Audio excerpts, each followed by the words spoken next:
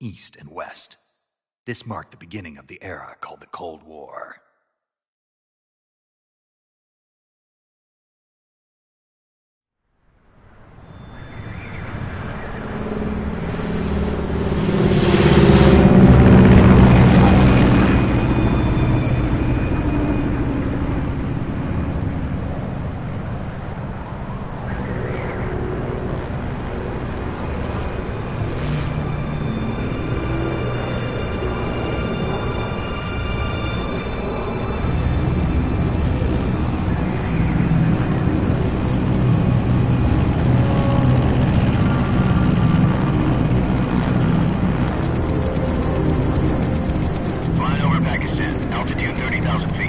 Approaching Soviet airspace.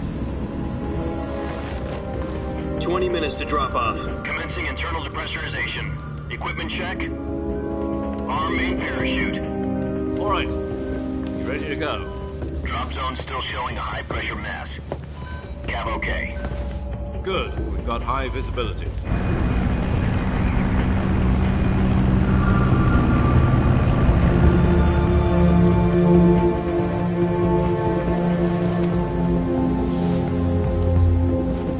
Put out that cigar. Connecting oxygen hose to interior connector. Put on your mask.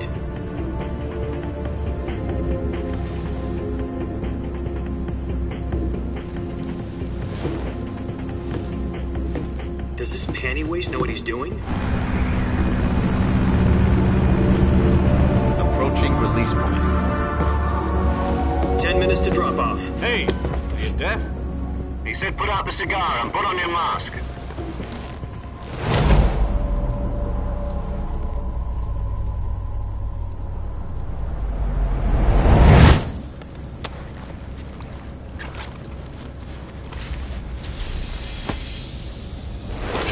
Depressurization complete. Checking oxygen supply. 6 minutes to drop off. Opening rear hatch.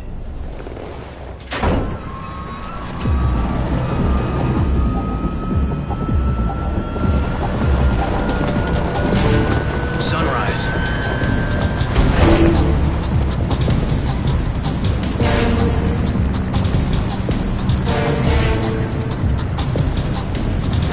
External temperature minus 46 degrees Celsius. 2 minutes to drop off. Stand up. You'll be falling at 130 miles per hour. Try not to get frostbite from the wind chill. 1 minute to drop off. Move to the rear. Activate the alarm bottle. This is one for the history books. The world's first halo jump. 10 seconds to drop off. Stand by. Status okay. All green. Prepare for drop-off. Countdown. 5, 4, 3, 2, 1. Spread your wings And fly. God be with you.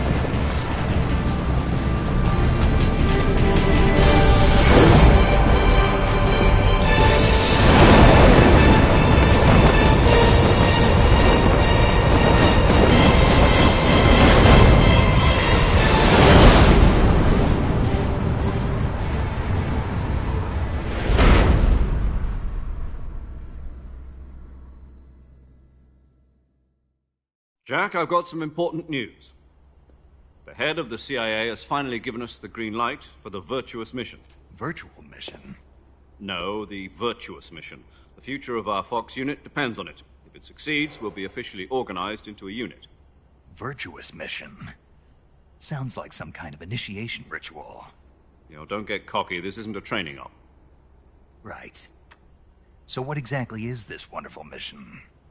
Well, about 2 years ago, a certain Soviet scientist requested asylum in the West through one of our moles. His name is Nikolai Stepanovich Sokolov. He's head of the OK-B754 Design Bureau, one of the Soviets' top-secret weapon research facilities, and the East's foremost expert on weapons development. Sokolov? Isn't he that famous rocket scientist? The very same. On April the 12th, 1961, the Soviets achieved the first manned spaceflight in history. The Earth was blue, but there was no God. Well spoken. The rocket that carried Yuri Gagarin to orbit was the A-1, known as the Vostok rocket. Sokolov is said to be the man most responsible for the multi-engine cluster used in that rocket. After Gagarin's flight, Sokolov left rocket development to become the head of the newly established Design Bureau.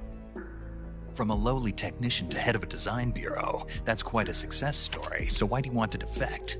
It seems he'd become afraid of his own creations. Afraid? Call it a crisis of conscience. And for that, he left his country and his family behind and went over the fence? Not exactly. One of his conditions was that his family was also to be taken safely to the west. We used a mole to get the family out first and succeeded in sneaking Sokolov over the Berlin Wall shortly afterwards. I was the one who conducted the operation. The security on the eastern side was still full of holes back then. Then what? We got Sokolov over in one piece, but the whole ordeal had left him exhausted, and we checked him into a hospital in West Berlin. It took him 2 weeks and more than 600 miles to get from the research facility in the Soviet Union to Berlin. He was in no condition to say anything coherent. And it was only a week later that we had something much bigger on our hands. The Cuban Missile Crisis. October the 16th, 1962, President Kennedy received word that the Soviets were in the process of deploying intermediate-range ballistic missiles in Cuba. The President demanded that the Soviets dismantle and remove the missiles. At the same time, he announced a naval blockade to prevent further missile shipments from reaching Cuba. But the Soviets didn't back down, instead placing their armed forces on secondary alert. Soviet transport ships carrying missiles continued on course towards Cuba. US and Soviet forces went on alert for an all-out nuclear war. Frantic negotiations were conducted through the UN's Emergency Security Council and unofficial channels to end the hair-trigger standoff. Finally, on October the 28th, the Soviet Union agreed to remove its missiles from Cuba, and so the world avoided a nuclear holocaust. But in order to get the Soviets to pull their missiles out, we had to make a deal. You mean the one where the US agreed to remove its IRBMs from Turkey? No. The Jupiter IRBMs deployed in Turkey were obsolete, and we were going to get rid of them anyway. They had no strategic value whatsoever to either the US or the Russians. The Turkey deal was a ruse, a cover story that was fed to the other intelligence agencies around the world. So what did the Russians really want? Sokolov. They wanted us to return Sokolov. You mean the Soviets pulled out of Cuba just to get their hands on Sokolov? That's right. What the hell was he working on? At the time, we had no idea. We were running out of time. It was either give up Sokolov or risk full-scale nuclear war. In the end, we had no choice. President Kennedy gave in to Khrushchev's demand. The next day, I got Sokolov out of the hospital, handing him over to agents on the eastern side. Sokolov kept on screaming, "Save me," until he disappeared from my sight. Then, a month ago, we received some new information from one of our moles. About Sokolov? Yes. He was taken back to the research facility and forced to continue working on the weapon in question under KGB supervision. What's more, it's on the verge of completion. So what kind of weapon is it? Something to do with space rockets? No, missiles. Same technology. I guess you're right. We don't know the details, but it appears to be a new kind of nuclear device. For half a year now, the Soviets have been conducting frequent nuclear tests at Semipalatinsk. Something to do with the weapon, I assume. We're talking about a secret weapon so big that Khrushchev was ready to pull out of Cuba to get it back. Is Sokolov still in the facility? No. According to our intelligence, he's in Selinoyarsk, a place in the mountains about 3 miles to the west that's known as the Virgin Cliffs. The Virgin Cliffs. Nice name for a virtuous mission. They moved him there just recently. Why? Apparently, they're conducting a field test of the weapon, but it's our best chance to get him back. This mission would never have been possible if he was still in the research facility. This is our last chance. Sokolov must have known that too when he contacted us.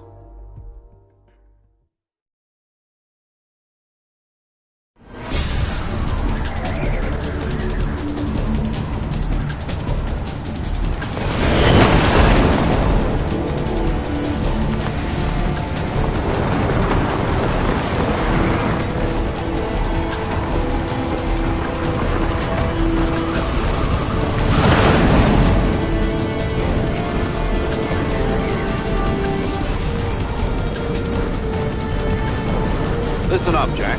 Your mission is to infiltrate Selino-Yarsk in the Soviet mountains, ensure the safety of Sokolov, and bring him back to the west.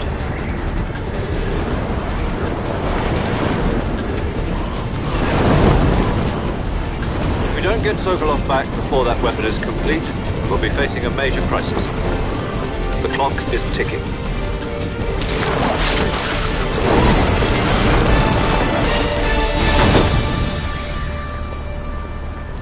Once we've confirmed the rescue of Sokolov, stand by at the recovery point. A recovery balloon will be dropped at that point. Helium will be pumped into the balloon to inflate it. The process takes about 20 minutes. Once it's complete, the gunship's arm will latch onto the balloon and pull it up. The Fulton surface-to-air recovery system. I'm familiar with the theory. Take it easy. It's been combat-proven. Do you think Sokolov is up to it? The shock will be less than during a parachute jump, and the arm can handle up to 500 pounds. So you're planning on going over the border in a single combat Talon? She's equipped with two 6-barrel 20mm Vulcan cannons, as well as two 40mm machine guns. Sounds like she could hold her own against a battalion of tanks. Even with the fuel in the reserve tank, we're facing a 4-hour time limit. If all goes well, it shouldn't take more than a few hours. Home in time for dinner. But if anything goes wrong, you'll be eating dinner, breakfast, and all the rest of your meals in the jungle.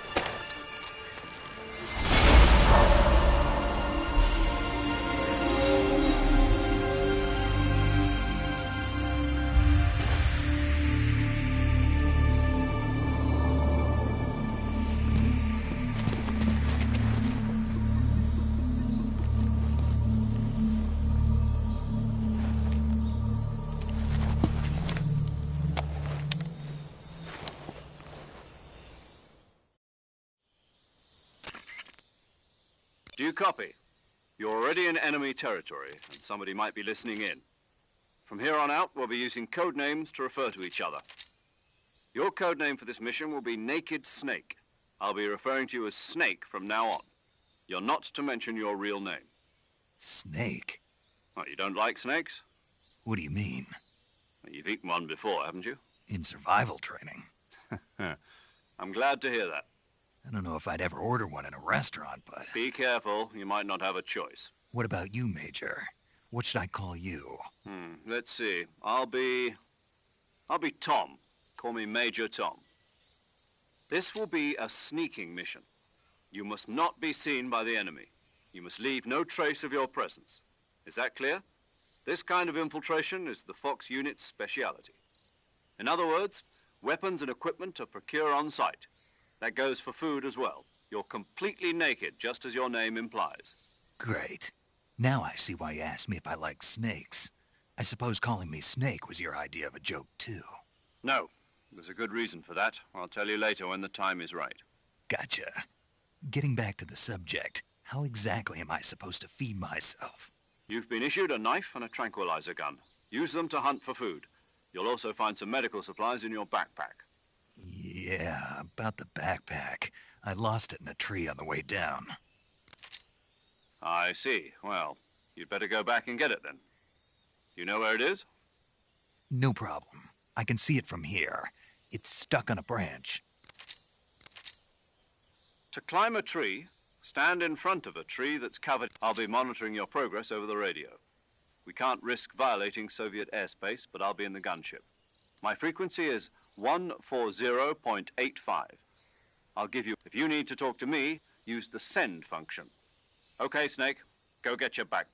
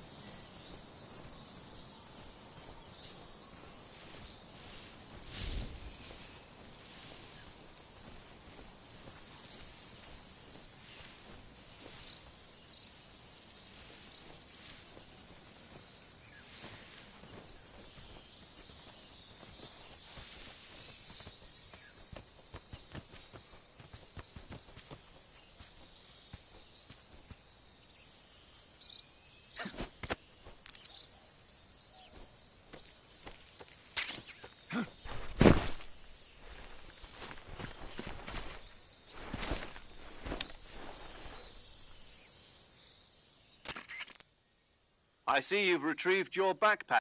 To equip a weapon, it's necessary to take it out of your backpack. In the survival viewer, choose weapon from the back. Your available weapons will be displayed in a list on the screen. From that list, choose the weapon you want to equip. For other equipped items, just... Got it. Use the survival... Yep, that's right. Survival is fundamental to this mission. After you've been out in the field for a while, your stamina will start to... If your stamina gets too low, it'll affect your performance. You won't be able to shoot accurately, for example, and your wounds won't heal. Keep an eye on your stamina so you don't run out. You can use either your tranquilizer gun or your... My only weapon is a Mark 22 Hush Puppy tranquilizer? That's right. It's been fitted with its own suppressor. However, the suppressor will deteriorate every time you fire. Once its durability reaches 0, the noise suppression effect will be gone. The suppressor's durability is shown in the eye. Any weapons and equipment beyond what you're carrying now, you'll have to find a... I have to find my own weapons and equipment? Whose crazy idea what? Solo covert actions are standard Fox operating... You can't leave any traces of your presence. No weapons, equipment, footprints, sweat, or bodily waste. Your presence in enemy territory is already a violation of international conventions of warfare. There aren't supposed to be any American soldiers in Russia. It could spark an international... You can't let anyone see you. You can't let the enemy know you're there.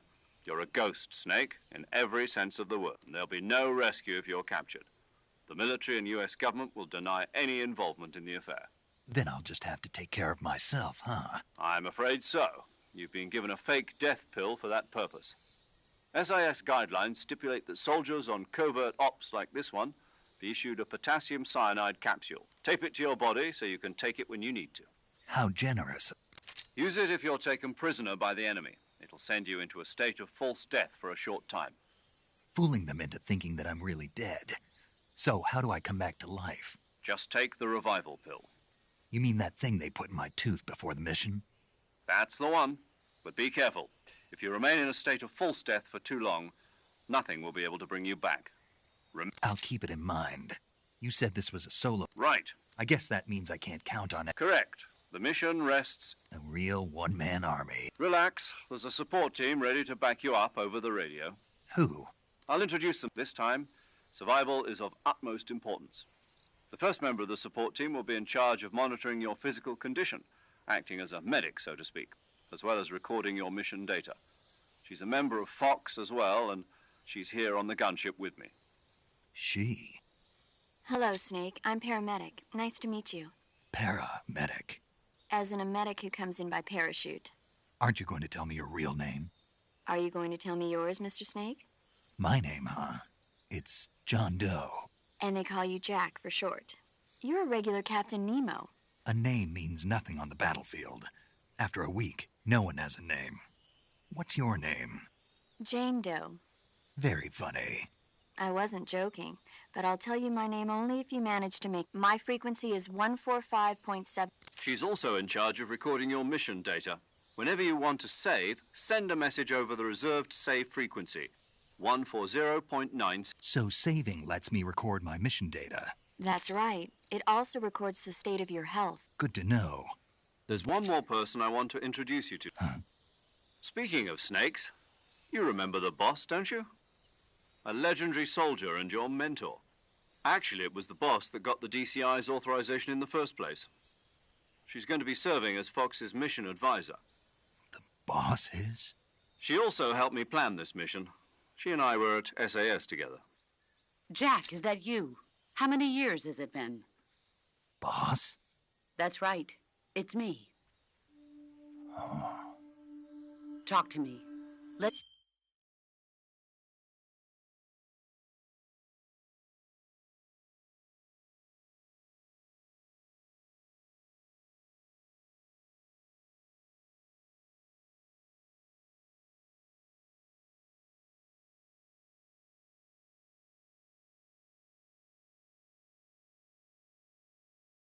Let me hear your voice.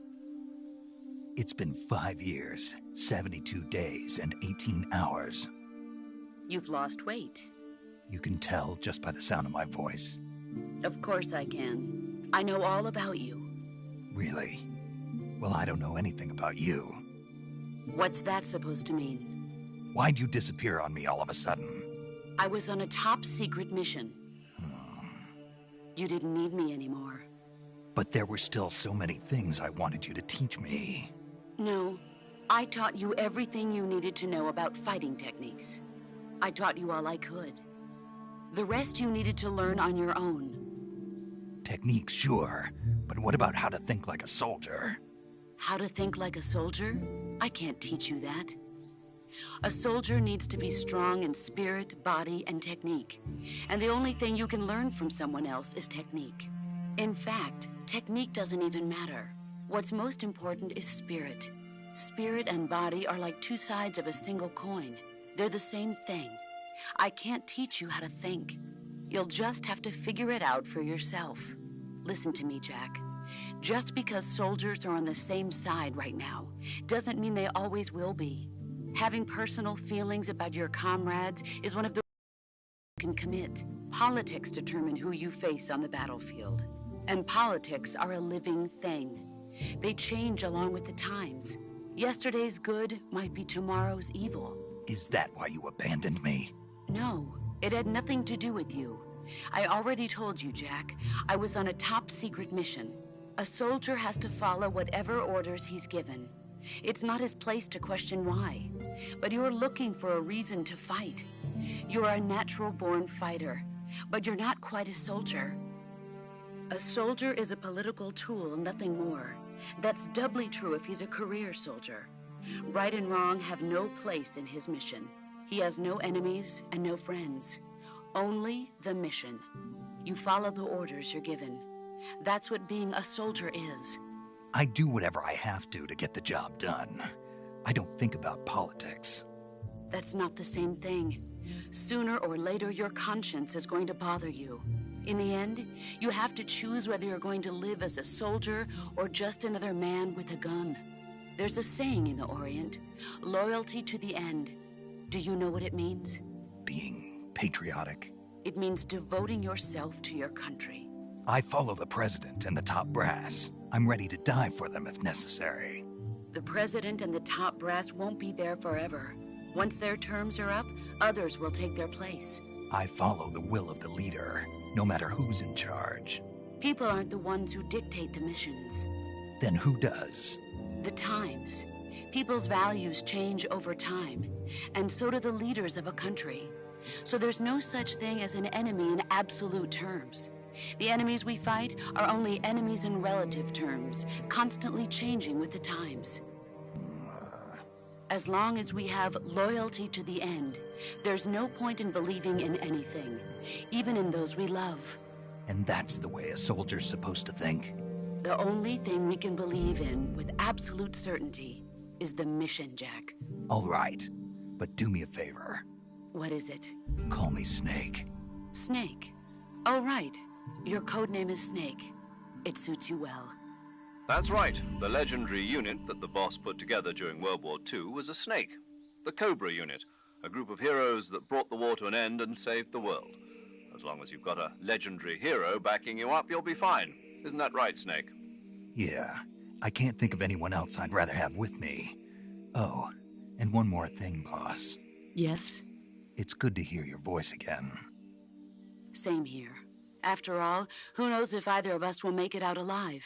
Snake, you are always best at urban warfare and infiltrating buildings. But this is the jungle. Survival is going to be key. Those CQC techniques I taught you are sure to come in handy. CQC? Close quarters combat, huh? I've been in the Green Berets for the past few years. I'm probably pretty rusty. Not to worry. I'll be here to help you remember. After all, this is your first actual survival mission. I'll be supporting you over the radio. Where are you, boss? Next to the Major? The boss is communicating with us by radio from aboard a Permit-class submarine in the Arctic Ocean. My frequency is 141.80. Call me if you need my advice on battle techniques. Gotcha. Your mission is to retrieve Dr. Sokolov. Dr. Sokolov is being held in an abandoned factory located to the north of your current position. Avoid heavy combat and don't let anyone see you. Don't forget that this is a stealth mission. Snake, try to remember some of the basics of CQC.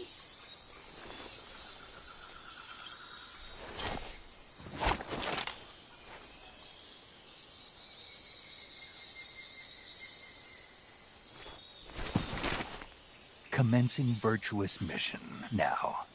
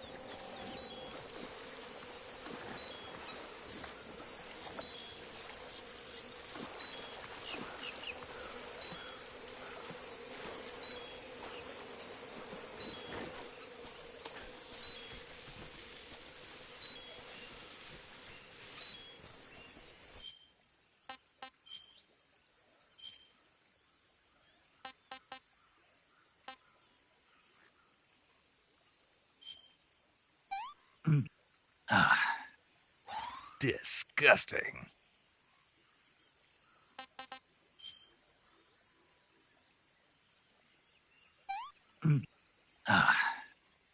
Tasty.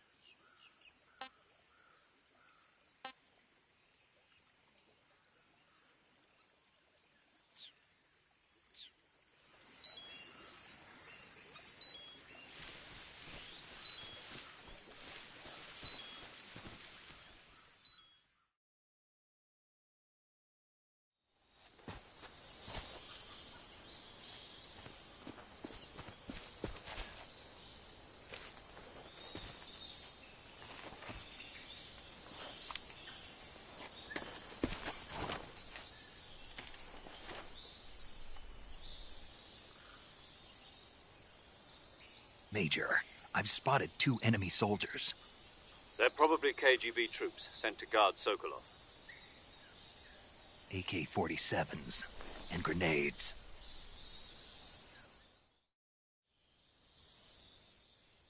Snake, your presence in Soviet territory is already a violation of international law. We can't let the Kremlin find out that the CIA and the American government are involved. Contact with the enemy is strictly prohibited. Don't engage them in battle either. This is a stealth mission. Got that? The Major is right. The point of this mission is to sneak through the jungle without being seen. The success of the mission depends on how well you use your camouflage. Change your camouflage by selecting Camouflage from the Survival Viewer.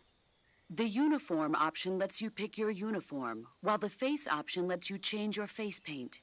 Choosing camouflage that blends in with your surroundings will help you conceal yourself more effectively.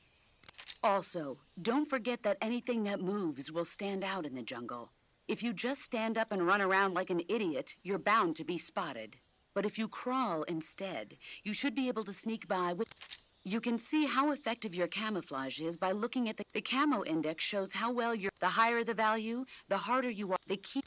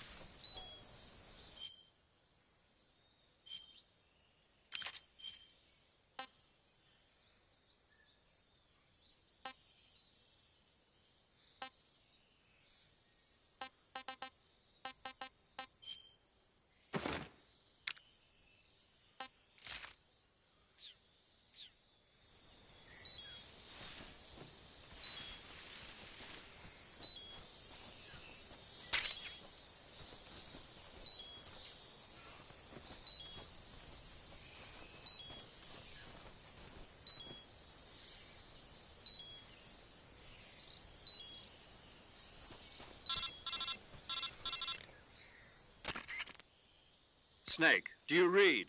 Major. Snake, are you... Yeah. You're far from okay. Look at your life gauge. You're... No. I can still... See?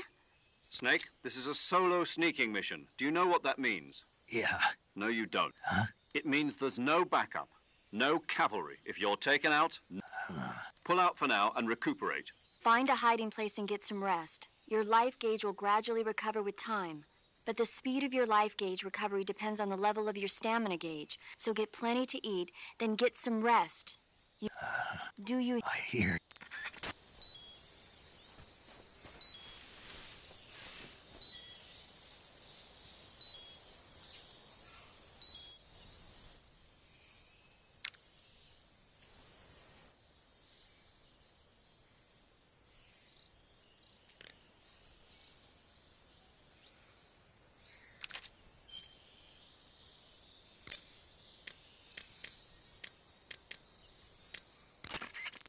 saving the game, Snake?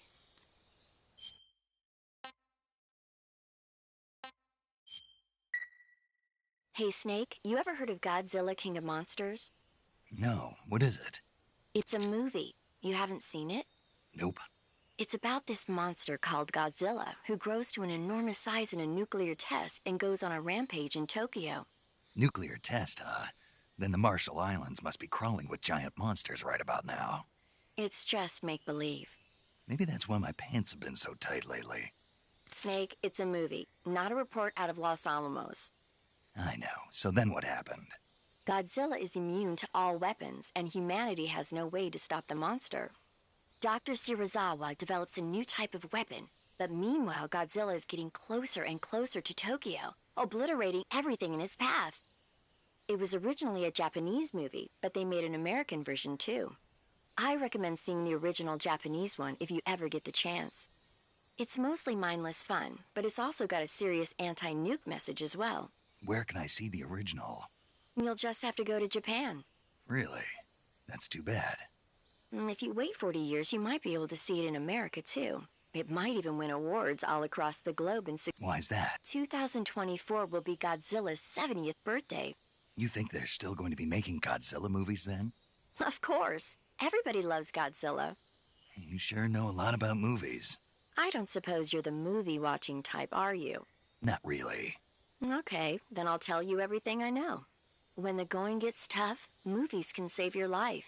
It's always good to be able to look at things from a different perspective when you get in a jam. That's the magic of movies. No kidding. Well, I guess it might at least... That's the spirit.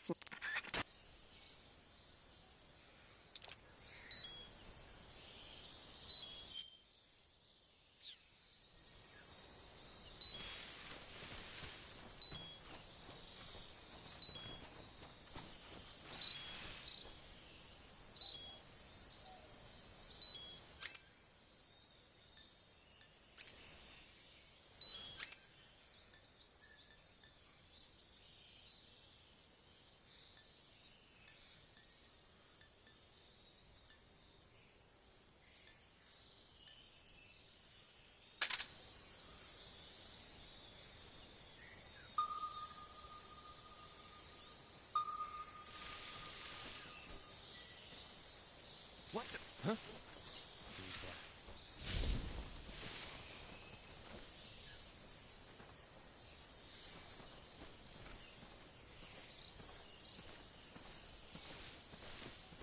Who's that?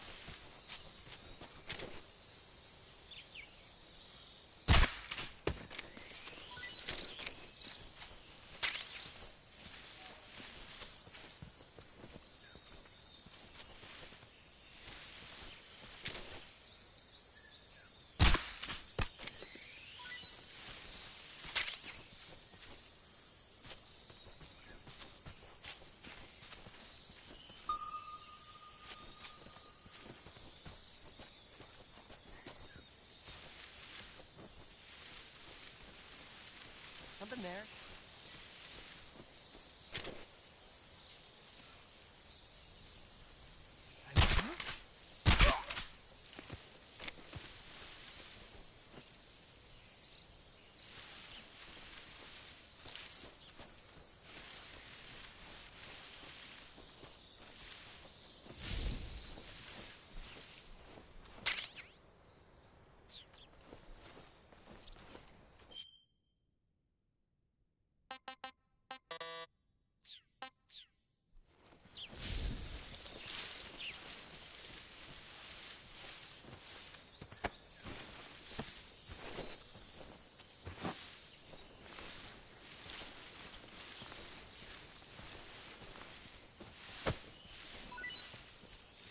some.